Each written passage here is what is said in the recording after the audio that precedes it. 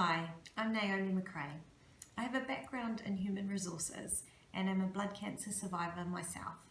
And in this video, I'll talk about your employment rights, your leave options, and ways you can work with your employer to ask for flexibility should you need it after diagnosis and during treatment. Under the Employment Relations Act 2000, employers are required to act in good faith when dealing with employees. They are expected to act in a fair and reasonable manner. So as an employee, there are laws that protect you from discrimination after diagnosis.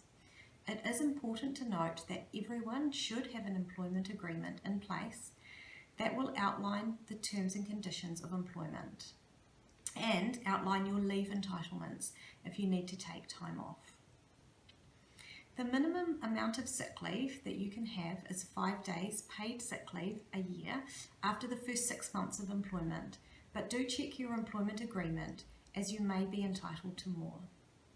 Sick leave renews annually and you can carry it over until it accumulates to 20 days. If you run out of sick leave, which is likely if you are undergoing lengthy treatment, you can ask your employer to give you sick leave in advance. You can use some of your annual leave, or you can ask to take unpaid leave if your employer agrees. Your employment agreement may contain details of any insurance benefits like income protection insurance, so it is worth digging out a copy and ensuring you are aware of the benefits that your organisation has offered. Your employer is required by law to consider how to support you and to provide reasonable adjustments for you. If you continue to work, the biggest option is flexibility so that you can manage work and health appointments and treatment schedules in a way that works for your personal circumstances.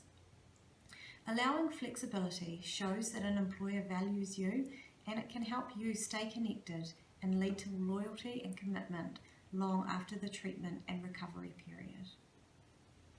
You can ask for ad hoc flexibility in the short term during the diagnosis period until a long-term plan has been made regarding your treatment.